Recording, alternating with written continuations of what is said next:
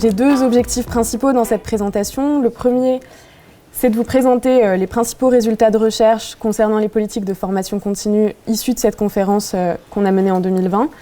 Et puis le deuxième objectif, c'est d'ouvrir un peu les perspectives, de donner à voir ce qui peut se faire dans d'autres pays.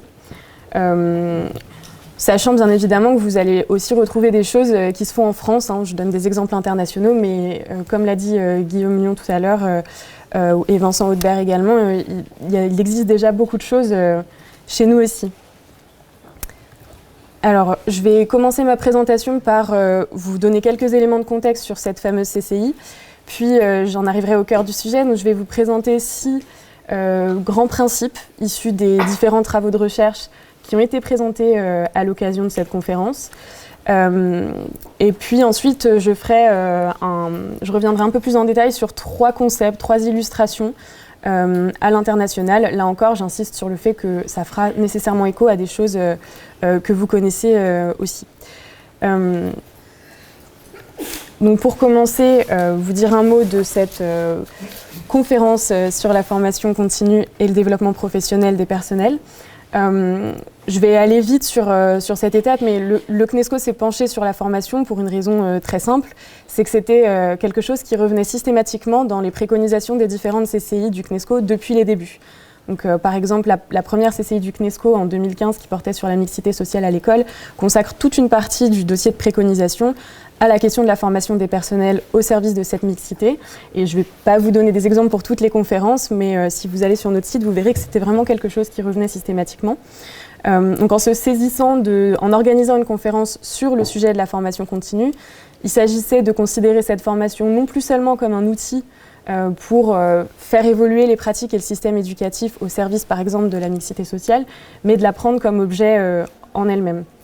Et puis par ailleurs, le contexte institutionnel, l'état des débats semblait propice à la mise en place d'une telle conférence. À nouveau, je ne vais pas revenir sur ce contexte en détail, puisque Vincent Audebert l'a rappelé en grande partie, mais on pense évidemment aux assises de la formation continue, à la mise en place du schéma directeur, ou encore au Grenelle de l'éducation. Nous nous étions donné le thème suivant, formation continue et développement professionnel des personnels de l'éducation. Donc comme vous le voyez, on avait pour ambition d'être plus large que on voulait aborder non pas uniquement la formation des personnels enseignants, mais de l'ensemble des personnels qui sont impliqués dans le système éducatif. Évidemment, enfin je dis évidemment, mais c'est pas forcément évident a priori, la recherche nous donne beaucoup plus de données sur les personnels enseignants que sur d'autres types de personnels. Malgré tout, on a quand même essayé de regarder, notamment dans la littérature internationale, ce que l'on pouvait trouver sur d'autres personnels. Cette conférence a été coprésidée par 2 universitaires, Régis Mallet de l'Université de Bordeaux et Olivier Molini de l'Université de Genève. Je ne reviens pas en détail sur le principe des conférences de comparaison internationale. Je pourrais éventuellement y revenir si vous le souhaitez dans les questions. L'objectif principal de ces conférences, c'est d'arriver à la formulation de préconisations opérationnelles qui sont formulées sur la base non seulement de ressources scientifiques, donc le CNESCO produit en amont des journées de conférences un ensemble de rapports scientifiques, et puis autres sources scientifiques, les interventions des experts pendant les séances publiques, ainsi que les notes qu'ils rédigent et qui accompagnent leurs interventions. Ensuite, on a des ateliers participatifs qui réunissent différents acteurs de la communauté éducative, dont des décideurs publics aux différents niveaux du système éducatif. Et ces derniers, en s'appuyant sur les ressources scientifiques, mais en croisant aussi avec leur expertise, leur connaissance du terrain, doivent formuler des préconisations qui sont, qui répondent à des véritables problématiques professionnelles et qui sont opérationnelles parce qu'elles sont formulées par des personnes qui connaissent la réalité du système éducatif. Donc, toutes les ressources issues de cette conférence sont disponibles sur notre site internet. Pour le dire rapidement, nous avons 3 rapports scientifiques conséquents, un rédigé par chacun des 2 coprésidentes de la conférence et un 3e rédigé par Claude Lessard de l'Université de Montréal, qui est très intéressant et que vous m'entendrez aussi citer régulièrement dans cette présentation. On a également publié 2 documents qui avaient pour objectif de nourrir un état des lieux national de la formation continue et du développement professionnel, un rapport descriptif du cadre institutionnel de la formation continue pour les personnels de l'éducation nationale, et puis une note de synthèse sur une enquête inédite que le CNESCO avait menée auprès d'enseignants. Au total, dans cette CCI, nous avons bénéficié de l'intervention de 10 chercheurs, 10 experts internationaux, issus de différentes régions géographiques. C'était L'avantage d'avoir dû passer tout à distance cette conférence, c'est qu'on a pu aussi bénéficier d'interventions de chercheurs qui étaient très éloignés géographiquement et qu'on n'aurait pas forcément réussi à faire venir pour l'occasion. J'en arrive au cœur de la présentation. Donc, que peuvent nous apprendre les résultats issus de la recherche sur la formation continue et le développement professionnel ? La première chose que je dois dire, c'est que les travaux de recherche ne permettent pas de dégager des solutions, des listes de critères pour mettre en place une formation efficace, des ingrédients pour une recette magique, tout simplement parce que ce n'est pas le rôle de la recherche que de donner des recettes. Et puis, évidemment, mais c'est le cas sur beaucoup d'autres sujets, la formation continue, c'est quelque chose d'assez complexe dans laquelle, qui implique un grand nombre de variables et il est difficile de dégager des critères, tout simplement, qui marcheraient à tous les coups. Sur ces questions-là, d'ailleurs, je vous invite à lire les rapports d'Olivier Molinier et de Claude Lessard qui explicitent réellement quels sont les obstacles que rencontre la recherche pour dégager des critères pour une formation efficace. Eux préfèrent parler de facteurs favorables à ce qu'il y ait effectivement développement professionnel, c'est-à-dire à ce qu'il y ait effectivement changement des pratiques professionnelles au service, in fine, de la réussite des élèves. Donc ce sont 6 grands facteurs favorables que je vais vous présenter, 6 grands principes issus du croisement de l'ensemble des recherches qui ont été présentées à l'occasion de cette conférence. Et vous verrez effectivement que ça fait écho à de nombreuses choses qui ont été évoquées concernant le schéma directeur. Donc voilà la liste de ces grands principes. L'ordre que j'ai choisi pour vous les présenter n'a absolument rien de hiérarchique, j'aurais tout à fait pu le faire d'une autre façon. Je vais vous parler successivement de la prise en compte des besoins, du lien avec la recherche, de la temporalité de la formation continue, de l'accompagnement et de la valorisation de la formation, aussi de la formation des acteurs de la formation eux-mêmes, et puis de l'articulation entre une approche individuelle et une approche collective de cette formation continue. Alors pour commencer, la question du lien avec les besoins des personnels. Donc, sur le forum express qui a été mis en place à l'occasion de ce séminaire, j'ai pu voir passer quelques contributions et j'en ai trouvé plusieurs qui faisaient écho à ce grand principe. Pour en citer quelques-unes, j'ai pu lire une formation continue réussie est une formation qui nourrit en proposant des pistes de réflexion concrètes en lien avec le terrain, ou encore une formation qui permet de répondre à des besoins identifiés au préalable.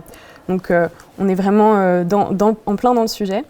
Nous avions bénéficié d'une intervention de Karin Vogt de l'université de Heidelberg en Allemagne pendant la conférence à ce sujet. La première chose qu'elle avait soulignée, c'était justement le manque de recherche sur la question du comment fait-on ce recueil des besoins. Il y a un consensus pour dire que c'est nécessaire et qu'a priori les formations qui sont en lien avec des problématiques professionnelles des personnels qu'on forme fonctionnent mieux et produisent plus d'effets. En revanche, on a assez peu de choses sur concrètement comment est-ce qu'on organise ce recueil des besoins. Elle s'est tout de même prêtée à l'exercice d'essayer de dresser un tableau que vous retrouvez page 57 du document qui s'appelle Notes des experts, un tableau des avantages, des inconvénients de plusieurs méthodes de recueil des besoins, donc en termes de coût, de temps, de fiabilité aussi.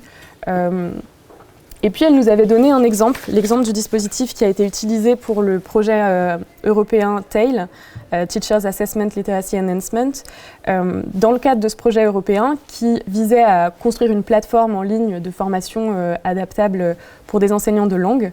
Ils avaient choisi de construire leur offre de formation en s'appuyant sur 3 types de recueil des besoins. D'abord une expertise informelle de chercheurs, d'anciens formateurs, de praticiens, donc, qui s'étaient réunis et qui avaient imaginé, qui, sur la base de leur expérience et de leur expertise, avaient listé des besoins de formation. Ils avaient croisé cela avec une recherche documentaire dans la littérature de recherche concernant les besoins en formation des personnels enseignants de langue. Et puis, ils ont aussi fait passer un questionnaire à plus de 800 enseignants et à plus de 1700 apprenants, donc les élèves de ces enseignants. Et en croisant toutes ces ressources, ils avaient pu construire leur offre de formation. Alors, je vous ai proposé cette illustration à l'international. Le CNESCO, parmi les préconisations qu'il avait, qui ont émergé en fait des ateliers de la CCI, avait formulé la préconisation suivante: prendre en compte les besoins des personnels et les discuter au sein des conseils des établissements. Et je voulais simplement mettre cette préconisation en écho avec ce qui se passe au niveau européen. L'idée générale de cette slide, c'est simplement de dire que dans plus de la moitié des pays en Europe, l'école ou l'établissement est impliqué et partie prenante de la définition des besoins en formation continue. J'en arrive maintenant au lien avec la recherche. Donc évidemment, enfin ce que je dis évidemment à nouveau, c'est pas forcément le cas, mais on peut quand même se rendre compte assez facilement qu'une première nécessité, si on veut adosser la formation à la recherche, c'est de donner accès au personnel qu'on souhaite former à cette recherche. Par exemple, en Écosse, le General Teaching Council of Scotland offre à tous les personnels de l'éducation un accès à des revues scientifiques en ligne. Donc c'est les accès Cairn, ce genre de choses, pour que les personnels puissent effectivement accéder à cette recherche. Un autre enjeu du lien entre recherche et formation, c'est d'engager les personnels dans une démarche scientifique, donc une démarche de construction de nouveaux savoirs, de regard sur sa propre pratique. Et cela fait aussi écho au Forum Express. À nouveau, je vais vous citer quelques extraits. Une formation réussie est une formation qui m'a permis de me décentrer et d'élargir ma réflexion, ma perception d'un sujet. Ou encore une formation qui associe recherche et théorie, qui permet une mise à distance par rapport à ses pratiques. Donc il me semble que ça fait tout à fait écho à ce que peut apporter un lien entre recherche et formation. Et dans les différents pays, ce lien passe par quoi? Il passe par des partenariats entre instituts de formation et universités, enfin établissements qui produisent de la recherche. S'agissant de la temporalité de la formation continue, comme ça a été dit tout à l'heure, au niveau international, les recherches indiquent qu'une formation continue efficace est une formation qui est initiée dès la formation initiale. En fait, c'est inscrire la formation dans un processus qui se déroule tout au long de la carrière. Et surtout, un résultat de recherche important, c'est que les formations qui sont massées, ponctuelles, sont moins efficaces, produisent moins d'effets que les formations qui s'inscrivent dans un temps long et qui permettent des allers-retours, d'une alternance entre les temps de formation et les temps de mise en pratique in situ. À Singapour, pour Singapour, la chercheuse Yi-Ling Loh du National Institute of Education était venue nous présenter un petit peu l'organisation du système de formation continue des personnels à Singapour. Et elle nous avait expliqué que le ministère mettait en place d'une part un crédit temps annuel, donc d'une centaine d'heures de formation prises en charge par le ministère, ce qui permettait aux enseignants de répartir ces heures sur l'année, et que par ailleurs, le ministère mettait aussi en place tout un tas de systèmes, alors des packages de développement professionnel, des systèmes de congés, de bourses, de prêts étudiants, pour permettre aux enseignants de dégager du temps pour la formation. Ça fait aussi le lien avec des principes que j'ai déjà évoqués concernant la recherche, puisqu'on voit qu'une partie de ces dispositifs invite les personnels à se former par la recherche au sein d'universités. On avait aussi, pendant la conférence, une intervention de Monica Gazer-Turler de l'Université de Genève, qui était venue nous parler des établissements apprenants et de différentes expérimentations auxquelles elle avait participé. Elle aussi soulignait l'importance du temps et de cette alternance entre temps de formation collective et temps de mise en pratique. De façon très pratique, justement, elle soulignait l'importance toute bête, quelque part, de permettre aux personnels qui veulent travailler ensemble d'avoir des temps communs de travail sur leur emploi du temps. Je voulais également, à ce sujet, vous donner quelques chiffres qui sont issus de l'enquête internationale Thalys. Donc, c'est une enquête de l'OCDE qui est mise en place tous les 5 ans auprès des personnels enseignants. 45,5% des enseignants de collège qui ont participé à Thalys en 2018 ont déclaré que leur emploi du temps professionnel ne leur permettait pas de participer à des activités de développement professionnel. C'est 3 points de plus qu'en 2013, enfin ce qu'ils avaient répondu en 2013. Cela étant dit, la moyenne de l'OCDE pour les enseignants de collège est à 54%, donc un petit peu plus élevé que ce qu'ont déclaré les enseignants français, ce qui montre bien que c'est un enjeu qui traverse tous les pays. Un dernier chiffre à ce sujet, pour les chefs d'établissement, on est toujours au niveau du collège. 68% ont déclaré que leur emploi du temps professionnel ne leur permettait pas de participer à de telles activités, contre une moyenne de 48% dans l'OCDE. C'est la raison pour laquelle une des préconisations qui a émané des ateliers proposait de garantir un droit à la formation à chaque personnel, mais aussi à chaque établissement. Et voilà, j'ai une transition toute trouvée avec mon 4e principe, c'est que sur le Forum Express, une des contributions disait qu'une formation continue réussie est une formation qui offre un accompagnement dans la durée, ce qui me permet de vous parler maintenant de l'accompagnement et de la valorisation de la formation continue des personnels. Donc ce qu'ont montré les différentes études qui nous ont été présentées pendant cette CCI, c'est que le premier enjeu, c'est effectivement un enjeu d'accessibilité, de lisibilité et puis d'adhésion, de sentiment d'utilité de la formation ressentie par les personnels qu'on souhaite former. Pour cela, des outils, à nouveau une préconisation qui avait émané des ateliers concernait les outils d'inscription, de suivi aussi, des formations suivies par une même personne au cours de sa carrière. À nouveau, je vais vous citer quelques extraits du Forum Express. J'ai pu lire qu'une formation réussie est une formation qui est aussi source de motivation, un moment qui donne de l'élan. Donc il y a effectivement la question de l'accompagnement de la lisibilité, et puis il y a aussi la question de la valorisation. Là-dessus, effectivement, des liens semblent souhaitables entre formation et ressources humaines d'autre part. Aussi pour pouvoir faire en sorte que cette formation s'adapte aux besoins de chacun. Donc là, on est plutôt sur une vision individuelle de la formation continue. Étant donné l'hétérogénéité des personnels et de leurs besoins de formation, il semble nécessaire de penser la formation en adéquation avec leurs besoins spécifiques. Un chiffre issu de Thalys à ce sujet, seuls 6% des enseignants français qui exercent au collège, contre 18% en moyenne en Europe, considèrent que leur participation à la formation continue peut avoir une incidence positive sur le déroulement de leur carrière. Je voulais aussi vous parler sur ce sujet-là de l'exemple de l'Estonie qui nous a été rapporté par Margus Pedast. Margus Pedast nous a expliqué qu'en Estonie, dans les années 2010, il existait déjà des référentiels de compétences pour les enseignants, mais qu'en 2013, ces référentiels ont été révisés pour proposer plusieurs niveaux. L'idée qui était derrière cela, c'était de dire qu'un enseignant en début de carrière ne vise pas forcément l'atteinte des mêmes compétences qu'au fur et à mesure de sa carrière. Sur la base de ces référentiels, les enseignants peuvent, depuis 2013, demander à leurs supérieurs de valider des compétences en choisissant le référentiel sur lequel ils s'appuient, auquel ils veulent être comparés quelque part. Cela leur donne accès à des titres, donc senior teacher ou encore master teacher, qui ont une portée essentiellement symbolique pour l'instant en Estonie. Et le chercheur nous avait bien expliqué que ce qu'il avait constaté avec son équipe suite à de nombreux entretiens avec des personnels de direction et avec des personnels enseignants, c'était que pour l'instant, un nombre de personnels inférieur à ce qui était attendu se saisissait de cette possibilité de valoriser ses compétences en s'appuyant sur des référentiels, notamment parce que cette valorisation était à ce jour, en tout cas, uniquement symbolique, c'est-à-dire que ça n'allait pas mécaniquement de pair avec de nouvelles responsabilités au sein de l'établissement, ni avec une valorisation financière, ce qui étaient en gros les deux options proposées par le chercheur.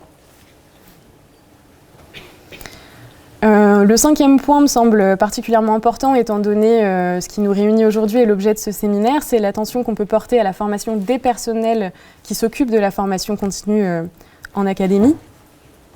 Le premier résultat de recherche à ce sujet, c'est tout simplement qu'il existe assez peu de recherches sur la formation continue des acteurs de la formation. Lorsqu'elle existe, elle porte principalement sur la formation des formateurs, mais alors ça s'explique aussi tout simplement, comme on a regardé la recherche internationale, les titres des postes ne sont pas les mêmes d'un pays à l'autre, donc il est assez logique que les chercheurs se concentrent sur ce qui existe à peu près partout, à savoir des enseignants, des formateurs. Cela dit, il y a un véritable consensus parmi les chercheurs pour dire qu'il faut développer ce type de recherche, étant donné notamment que ce sont des groupes de personnel assez hétérogènes, là aussi, alors d'un pays à l'autre, mais aussi au sein d'un même pays, ce qui implique là encore des besoins de formation potentiellement très différents. Je voulais à nouveau faire écho au Forum Express qui a été mis en place à l'occasion de ce séminaire. Alors ce n'était pas l'objet de la question qui était posée sur ce forum, mais la question de la formation des acteurs de la formation. En revanche, j'ai retenu une contribution, je vous la cite. « Une formation réussie est une formation où le formateur a su définir une ingénierie de formation adaptée aux besoins des stagiaires en respectant le cahier des charges et en pensant le parcours de formation comme une expérience apprenante, qui a su temporaliser la formation, qui a su rendre les stagiaires acteurs de leur formation en proposant des activités pédagogiques riches et variées, et qui a su personnaliser le parcours de formation tout en s'adaptant aux circonstances et en se rendant disponible. » Vu de l'extérieur, ça fait beaucoup de compétences. Donc, ça semble quand même nécessaire de s'interroger sur la formation de ces acteurs de la formation dont on attend énormément. Je reviens un petit peu sur ce que je disais précédemment par rapport à l'hétérogénéité de ces groupes de personnel. Olivier Molini, dans son rapport, s'est prêté à une petite comparaison dans 10 pays différents. Il s'est intéressé au profil des formateurs et au type de tâches qui leur incombaient. Et il s'est aperçu qu'il y avait d'énormes écarts. Donc, ce qui là encore justifierait d'aller regarder d'un peu plus près dans différents pays comment c'est organisé. Et Yann Menter de l'université d'Oxford, qui était intervenu pendant les séances publiques, nous avait expliqué que le développement de référentiels de compétences pour les formateurs dans l'ensemble des pays était relativement, dans la plupart des cas, était plus récent que le développement de référentiels de compétences pour les enseignants, mais que c'était quand même une tendance qui pouvait s'observer au niveau international. À nouveau, je vais vous citer un chiffre issu de l'enquête Thalys. 32% des chefs d'établissement au niveau du collège, donc toujours chefs d'établissement français, qui ont participé à cette vague d'enquête en 2018, déclarent un besoin important de formation continue dans le domaine du développement de la coopération entre enseignants, contre une moyenne de 26% dans l'OCDE. Alors pourquoi je vous cite ce chiffre? D'une part parce qu'on peut considérer que les chefs d'établissement font aussi partie des acteurs de la formation à leur niveau, et puis parce que j'avais besoin d'une transition très subtile avec mon dernier point, parce qu'en fait dans Thalys, ce que vous observez, là je vous donne un seul chiffre, mais en réalité les chefs d'établissement étaient interrogés sur plusieurs sujets et ils devaient indiquer si sur ce sujet ils ressentaient un besoin plus ou moins important de formation continue. Les chefs d'établissement français déclarent plutôt des besoins très importants dans la plupart des sujets. Donc le point sur lequel je vous ai dit qu'ils réclamaient plus de formation continue que leurs homologues au niveau de l'OCDE concernait la coopération des enseignants. Effectivement, ça a également été dit en introduction, mais la formation continue doit être pensée comme quelque chose d'individuel, mais aussi quelque chose de collectif à partir du moment où on souhaite que le système évolue, que les pratiques bougent. C'est toujours plus difficile pour un individu d'évoluer seul que si c'est quelque chose qui se fait aussi dans un mouvement plus général. D'ailleurs, cette notion de formation à un niveau collectif comprend aussi l'idée de formation qui soit intercatégorielle. Alors, sur le Forum Express, j'ai encore relevé quelques contributions qui me semblaient intéressantes. On peut y lire que une formation réussie est une formation qui favorise les échanges de pratiques, qui favorise les moments de réflexion personnelle et collective. Mais j'ai aussi vu donc, croiser les regards, se décentrer, mais aussi une formation où nous nous sommes rencontrés. Ce qui traduit aussi une autre idée qui me semble importante, c'est que non seulement la formation gagne à être pensée à un niveau collectif, mais le collectif en lui-même participe à la formation des personnels. Et à ce sujet, vous avez forcément déjà entendu parler des notions de communauté d'apprentissage professionnel, peut-être aussi des lesson studies. Je ne vais pas développer pour l'instant parce que je vais y revenir un petit peu après, mais nous avions eu 2 interventions, principalement, qui abordaient ces questions-là. Je n'ai pas remis à l'écran l'intervention de Monica Gazer-Turler sur les établissements apprenants, mais elle rentre aussi dans ce cadre. Alors, je vais maintenant vous parler un peu plus en détail de 3 exemples à l'international qui nous avaient été présentés. La première chose dont je voudrais vous parler, c'est la démarche d'Enquiry. Alors, je prends l'exemple de l'Écosse parce que c'est Kay Livingstone de l'Université de Glasgow qui était venu nous en parler, mais c'est une notion qui se retrouve à travers le monde anglophone plus largement. Ce que Kay Livingstone nous avait expliqué concernant spécifiquement l'Écosse, c'est que dans les années 2010, plusieurs rapports institutionnels ont invité à revoir la vision du métier enseignant, notamment en l'adossant à la notion d'enquiry. Donc on pourrait traduire ce terme par investigation, même si c'est pas exactement... le terme français est peut-être un petit peu plus réducteur que la notion anglaise. C'est une notion qui, du coup, a été transposée en Écosse dans les référentiels de compétences, à la fois les référentiels de compétences qui sont utilisés en formation initiale pour valider l'entrée dans le métier des personnels enseignants, mais aussi les référentiels de compétences utilisés pour la formation continue des personnels. Qu'est-ce qui se cache derrière ce terme d'enquiry? Donc cette notion d'investigation, c'est, on pourrait dire un petit peu le praticien réflexif écossais, ou anglais, anglophone plus largement. L'idée, c'est d'être toujours dans une démarche de questionnement de sa pratique, de volonté d'évoluer, et donc d'accepter aussi de regarder les effets de sa pratique, de les questionner, éventuellement de les réviser, d'en parler. Donc avec ses collègues, il y a aussi une dimension collective. Un appui sur la recherche, mais un appui sur la recherche qui ne considère pas les personnels comme des exécutants des résultats de recherche, plutôt une posture critique vis-à-vis de ces travaux de recherche et complémentaire. Donc une volonté d'impliquer les enseignants dans des dispositifs de recherche-action, dans des partenariats avec des universités et des chercheurs, et dans une logique de contribution aux résultats de recherche en matière d'éducation. Je donne quelques exemples concrets de ce qui a été mis en place en Écosse à ce sujet. Je vous ai parlé tout à l'heure de l'accès qui avait été offert par le GTCS, le General Teaching Council of Scotland, de permettre un accès aux revues scientifiques en ligne à ces personnels. D'autres choses ont été faites. Donc à l'université de Glasgow, par exemple, les démarches d'enquiry font partie intégrante de la formation initiale des futurs enseignants. Je voulais aussi mentionner l'Education Hub, qui est une plateforme en ligne sur laquelle les personnels enseignants sont invités à échanger, à partager des traces de leur activité, donc des contributions d'inquiry en quelque sorte, et à commenter les contributions de leurs pairs. Donc c'est vraiment un lieu d'échange. Donc chaque enseignant peut y déposer des textes, les faire réviser par ses pairs, les modifier. C'est à la fois une façon de concrétiser cette démarche qui s'apparente fortement à une démarche de recherche, à ce qu'on pourrait éventuellement avoir, de façon un peu déformée, mais dans un comité de lecture d'une revue scientifique, par exemple. C'est aussi une façon de garder des traces de tout ce travail que font les enseignants.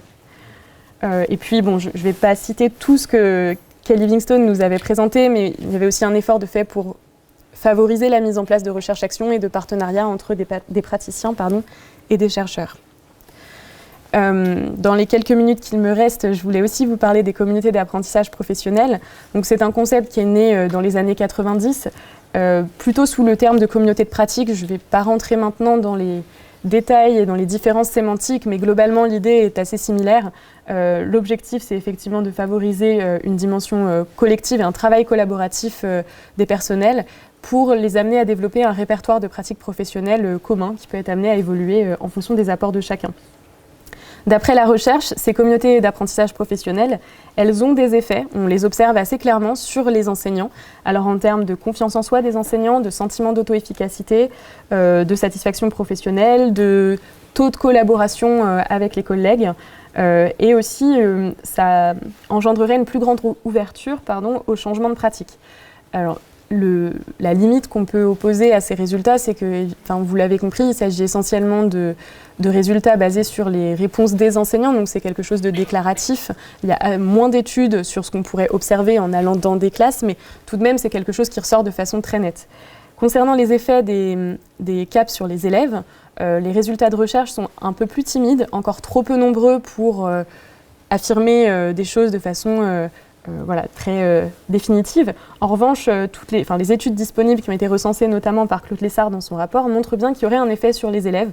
Alors peut-être plus faible parce que plus indirect aussi, et puis parce que dans les différentes études on ne contrôle pas toutes les autres variables, mais les CAP apparaissent comme positives à la fois pour les enseignants et pour les élèves. D'ailleurs on sait que le sentiment d'auto-efficacité, l'estime de soi professionnelle sont des variables médiatives en général qui permettent de faire le lien entre un dispositif qui s'adresse aux enseignants et les résultats des élèves. On retrouve un petit peu dans les CAP d'ailleurs la notion d'inquiry, c'est quand même la volonté de collaborer, d'échanger sur ses pratiques, éventuellement de les réviser. Pour ce qui est de l'exemple un petit peu concret à l'international, c'est Claude Saint-Cyr qui était venu nous parler du projet CAR qui a été mené au Québec. Donc c'est un projet qui s'est inscrit dans un temps très long, 7 ans, avec un renouvellement, une prolongation de 3 ans supplémentaires. Et c'est un projet qui avait pour objectif de développer l'expertise, le leadership à travers des communautés de pratique et des communautés d'apprentissage professionnel. Ça s'est déployé en 3 temps, d'abord au niveau des directions générales, donc qui sont un peu un échelon relativement haut de la décentralisation du système éducatif là-bas. Une fois que des communautés d'apprentissage professionnel étaient bien installées au niveau de ces directions et que celles-ci se sentaient prêtes, elles sollicitaient les chefs d'établissement qu'elles avaient sous leur responsabilité pour les inciter à mettre en place entre chefs d'établissement des communautés d'apprentissage professionnel. De la même façon, une fois que ces communautés étaient stabilisées au niveau des chefs d'établissement, ces derniers incitaient leurs équipes écoles, leurs équipes pédagogiques, à se constituer en CAP et à travailler ensemble. Globalement, c'est un projet qui a très bien marché et qui a beaucoup essaimé au Québec. Toutefois, Claude Saint-Cyr soulevait quelques points de vigilance à avoir en tête, notamment, j'en citerai qu'un, mais c'était le principal qu'il a mis en avant, c'est le fait que ce projet reposait uniquement sur l'implication volontaire des personnels, alors ce qui avait comme énorme avantage que ça tournait très bien et que les gens y étaient très investis parce qu'ils y adhéraient profondément. L'inconvénient qu'il soulignait, c'est qu'en cas de mutation ou de départ à la retraite d'un personnel, les communautés pouvaient être légèrement fragilisées et donc il fallait un temps assez long pour qu'elles s'installent suffisamment pour gagner en solidité malgré ces effets. Enfin, la dernière illustration que je voulais vous donner, c'est celle des Lesson Studies. Donc il s'agit, c'est János Gordon-Győri je ne vais pas donner le nom de l'université parce que je vais forcément l'écorcher, mais en Hongrie. Donc c'était un chercheur hongrois qui était spécialiste des Lesson Studies et qui est venu nous en parler pendant la conférence. Il nous avait rappelé que c'était une méthode très ancienne en fait au Japon. Pour la petite histoire, cette méthode vient de la fin du 19e siècle, début 20e, à une période de massification scolaire au Japon qui a entraîné une pénurie d'enseignants. Et à ce moment-là, le Japon a fait appel aux samouraïs, qui étaient en fait des personnes très éduquées dans la société japonaise, pour occuper ces postes. Seulement, ces samouraïs ne se sentaient pas particulièrement formés à l'enseignement, bien qu'ils étaient très éduqués. Et donc, spontanément, ils se sont rencontrés, organisés pour se voir régulièrement, échanger sur leurs pratiques, élaborer des scénarios, les tester chacun dans son école, puis se rencontrer à nouveau, dire ce qui avait marché, pas marché, réviser le scénario, recommencer et laisser des traces pour les collègues. Et en fait, c'était les premières versions des Lesson Studies. C'est un concept qui, et un type de pratique qui du coup est très ancien au Japon, mais qui en fait, comme il fait partie intégrante du métier d'enseignant là-bas, n'était pas tellement questionné ni mis en avant par le Japon lui-même. Et c'est seulement depuis une trentaine d'années que des chercheurs américains qui se sont penchés sur les pratiques en Asie, c'est depuis cette période-là que le concept est plus populaire au niveau international parce qu'il a été rendu plus célèbre par des travaux américains. Je reprends un petit peu, vous allez retrouver ce que je racontais sur les samouraïs, mais les 5 grandes étapes des Lesson Studies, c'est donc la définition d'un objectif ou d'une pratique ou d'un sujet de tension sur lequel on souhaite améliorer ces pratiques. Les enseignants se rassemblent, imaginent un scénario, donc ils planifient une leçon tous ensemble. Ils peuvent à ce stade-là s'appuyer sur des travaux de recherche pour nourrir cette élaboration. Ensuite, un enseignant en général du groupe de la communauté de pratique met en place cette leçon dans sa classe sous le regard de ses collègues. Et en fait, au Japon, les élèves sont très habitués à ce que plusieurs enseignants soient dans leur classe et observent ce qu'il s'y passe. Parce que, comme je vous le disais, c'est ancré historiquement, donc ça ne pose question à personne, ça ne déstabilise plus grand monde. Une fois que cette leçon a été mise en place dans une classe, les enseignants se rassemblent à nouveau, corrigent éventuellement le scénario, observent ce qui a fonctionné, ce qui a moins bien fonctionné, et à partir de là, le processus peut se répéter autant de fois que les enseignants le jugent nécessaire. Et le processus se clôture par se matérialise par des traces, alors écrites, vidéos, sous des formes variées, qui servent à la fois comme je le disais, à garder une trace pour d'autres enseignants de ce qui a été observé et de ce qui semble fonctionner, mais aussi pour évoquer ce que chacun des enseignants a retiré de cette expérience. Alors, je n'aurai pas le temps de rentrer dans le détail, mais le chercheur hongrois nous avait donné quelques éléments qui, selon lui, expliquaient que cette pratique fonctionne très bien au Japon. Il y a évidemment l'ancrage historique, il y avait aussi le fait qu'au Japon, les enseignants sont contraints par les municipalités dont ils sont les employés à changer très régulièrement au bout de quelques années d'école. Donc, ce qui obligeait en fait les communautés de pratique à être assez puissantes pour que le transfert de connaissances puisse se faire et que les enseignants ne perdent pas tous leurs repères à chaque changement. Et c'est une véritable volonté là-bas de répartir les expertises sur les différentes écoles. Donc János Gordon-Gyuri nous expliquait que c'est une pratique qui est très courante aujourd'hui dans le premier degré et dans le premier cycle du secondaire, beaucoup moins dans l'équivalent de notre lycée. Là encore, il l'expliquait par tout un tas de raisons structurelles et historiques que je ne vais pas avoir le temps de développer, simplement pour vous dire que ces Lesson Studies se retrouvent aujourd'hui selon des modalités assez diverses dans un grand nombre de pays. Il y a d'ailleurs une association internationale de Lesson Studies, et c'est du fait de cette diffusion de ce concept et de sa mise en place selon des modalités différentes dans différents pays qu'on parle de Lesson Studies au pluriel, alors qu'initialement on parlait de Lesson Study. En guise de conclusion, je voulais revenir rapidement sur la notion de développement professionnel. C'est une notion qu'on avait effectivement identifiée dans la littérature de recherche, davantage dans la littérature internationale que dans la littérature française d'ailleurs, francophone, même si elle tend à s'imposer progressivement. Et on l'avait mis dans le titre de la conférence pour attirer l'attention dessus. Claude Lessard en propose une définition dans son rapport que je vous ai mise à l'écran. Ce qui est intéressant avec ce concept, c'est qu'il est plus large que la formation continue. Il permet aussi d'insister sur différentes choses, donc la notion de temporalité, il n'y a plus, formation continue, dans l'imaginaire, peut renvoyer à des actions de formation assez ponctuelles, alors que le développement professionnel embrasse une grande variété de pratiques, plus ou moins formelles, individuelles, collectives, mais aussi des pratiques qui vont de la formation initiale à la fin de la carrière, en fait. Donc c'est quand même plus large aussi sur le plan temporel. Et puis, dans le développement professionnel, il y a la dimension professionnelle qui en fait une composante à part entière du métier et qui fait écho à la question de la valorisation qu'on a évoquée un petit peu plus tôt. Donc, pour faire le point sur ce que je vous ai présenté à l'instant, donc je vous ai présenté des grands résultats de recherche, encore une fois, qui ne sont pas des ingrédients magiques, mais qui semblent être des conditions non suffisantes, mais nécessaires pour qu'un développement professionnel puisse se mettre en place. Une limite de ces recherches, comme je l'ai déjà dit, c'est qu'elles sont toujours à compléter, c'est-à-dire qu'on a encore et toujours besoin de données supplémentaires, notamment sur certains aspects que j'ai évoqués, sur lesquels on a actuellement un petit peu moins de données au niveau international, donc par exemple la formation continue des acteurs de la formation, ou les façons concrètes de mettre en place le recueil des besoins. Et puis par ailleurs, je vous ai présenté plusieurs exemples internationaux pour ouvrir des perspectives. À ce stade, je précise qu'il ne s'agit pas évidemment de promouvoir une transposition stricte et brute de dispositifs ou de politiques qu'on observe à l'étranger.